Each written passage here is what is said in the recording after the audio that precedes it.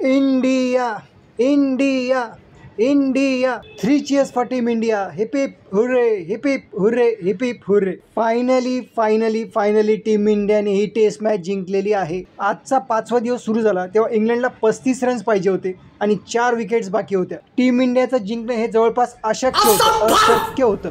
पण फक्त आपल्यालाच तसं वाटलं, टीम इंडियाला नाही. ज्या कॉन्फिडन्सने आज टीम इंडिया ग्राउंडवर आली होती, जी पॉझिटिव्ह एनर्जी होती, जी एफर्ट्स टीम इंडियाने टाकले ते क्लास होते. टीम इंडियाने इंग्लंडला 35 रन्स करू दिले नाही.